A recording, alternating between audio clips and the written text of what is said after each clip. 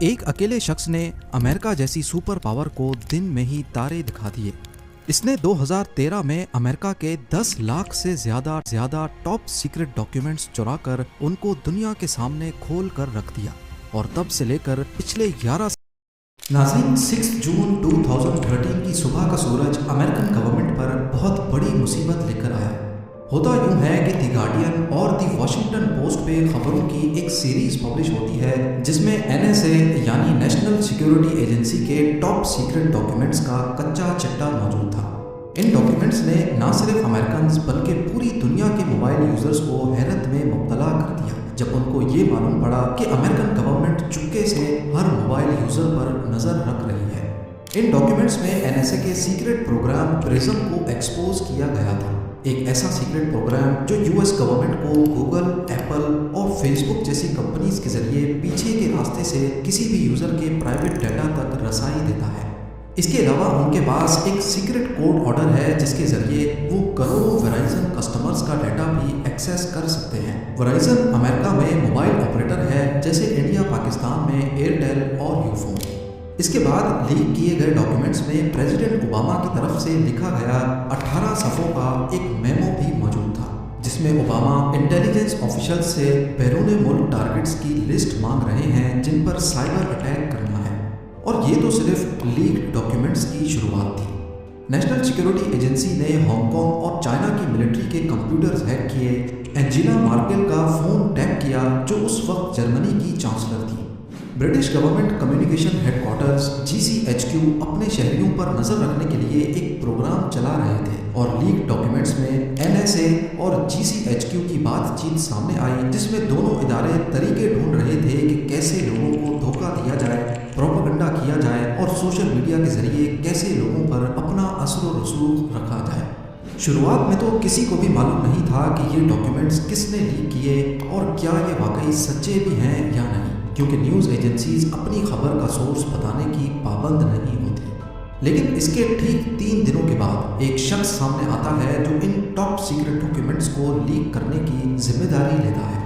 29 years کا Edward Snowden جو کہ ایک ہائی اسکول ڈراپ آؤٹ تھا، اس نے اپنے کیریئر کی شروعات US ملٹری سے کی، لیکن 1 سال کے بعد وہاں سے ڈسچارج ہو کر 2005 میں میری لینڈ یونیورسٹی کا سیکیورٹی گارڈ لگا۔ ایڈورڈ سنوڈن بے شک ہی پڑھائی میں اچھا نہیں تھا، لیکن اس کی کمپیوٹر اسکلز اتنی مضبوط تھی کہ CIA نے اس کو جاب پر رکھ لیا۔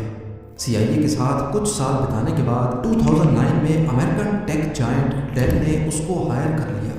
ڈیل کے پاس اس وقت نیشنل سیکیورٹی ایجنسی کے کمپیوٹر سسٹمز کو اپ گریڈ کرنے کا کانٹریکٹ بھی تھا، تبھی انہوں نے ایڈورڈ کو بھی اسی پروجیکٹ پہ لگا دیا، جہاں پہلے اس کا رول سپروائزر کا تھا، بعد میں وہ سائبر اسٹریٹجسٹ بن گیا۔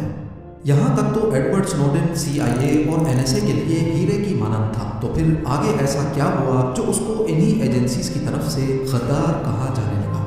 اصل میں ایڈورڈ کا سائبر اسٹریٹجسٹ سے غدار بننے کے پیچھے ایک واقعہ ہوا تھا۔ NSA کے کمپیوٹرز آپریٹ اور اپ گریڈ کرنے کے دوران ایڈورڈ کو معلوم پڑا کہ نیشنل سیکیورٹی ایجنسی کے پاس کسی بھی موبائل یوزر کا پرسنل ڈیٹا ایکسیس کرنے کی پاور موجود ہے۔ اس نے کچھ ریکارڈز بھی دیکھے جو پہلے اس کو لگا کہ شاید یہ انٹرنیشنل کرمنلز کے ریکارڈ ہیں، لیکن اصل میں یہ کرمنلز نہیں بلکہ امریکہ کے امن پسند شہری تھے۔ اسی دوران امریکہ کی کانگریس میں انٹیلیجنس کے مدعے پر ایک بحث چل رہی تھی۔ ران وائڈن جو کہ ایک امریکن پولیٹیشین ہیں، انہوں نے بھری کانگریس میں نیشنل سیکیورٹی ایجنسی کے ڈائریکٹر جیمز کلیپر سے ایک سوال کیا کہ آپ کی ایجنسی امریکنز کا ڈیٹا اکٹھا کرتی ہے یا نہیں۔ کانگریس کا یہ سیشن نیشنل ٹیلی ویژن پر بھی براڈ کاسٹ ہوا۔ جیمز کلیپر نے کروڑوں لوگوں کے سامنے بولا کہ نہیں، ہمارا کام صرف فورن انٹیلیجنس ہے۔ ایڈورڈ سنوڈن اس وقت ٹیلی ویژن پہ اپنے ڈائریکٹر کو صاف صاف جھوٹ بولتا دیکھ کر حیرت میں پڑ گیا۔ اس کو اتنا غصہ آیا کہ 3 دنوں کے بعد اس نے ڈیل کی جاب کو چھوڑ دیا، جہاں سے وہ سالانہ $2 لاکھ کما رہا تھا۔ 2013 میں اس نے ڈیل کو چھوڑ کر بوز ایلن ہیملٹن کو جوائن کیا جو کہ US ملٹری، CIA اور NSA کے لیے کام کرتی تھی۔ یہاں پر بھی اس کو NSA کے ہی ایک پروجیکٹ پہ لگا دیا گیا۔ نیشنل سیکیورٹی ایجنسی کا کہنا ہے کہ ایڈورڈ نے ہمارے سسٹم سے اتنی فائلز چرائی ہیں کہ ان کا اندازہ لگانا بھی مشکل ہو رہا ہے، کیونکہ ان کی تعداد 20 لاکھ سے بھی زیادہ ہو سکتی ہے۔ لیکن ایڈورڈ نے ایسا کیا کیا جو وہ ٹاپ سیکرٹ ایجنسی کی فائلز کاپی کر گیا، وہ بھی کسی کو بھنک پڑے بغیر؟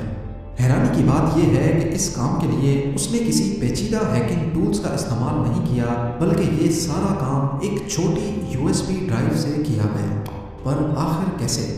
کیونکہ نارمل آفیسز میں ہی ڈیٹا چوری ہو جانے کے ڈر سے خاص طور پر USB ڈرائیوز پر پابندی ہوتی ہے۔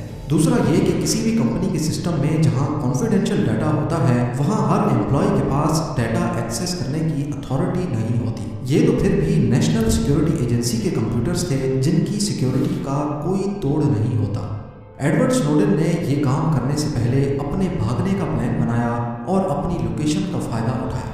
کیونکہ وہ بروس ایلن ہیملٹن کی طرف سے NSA کے پروجیکٹ کے لیے ہائر کیا گیا تھا، اسی وجہ سے اس کو ہوائی میں NSA کے میری لینڈ ہیڈ کوارٹرز سے 5000 میل دور رکھا گیا تھا۔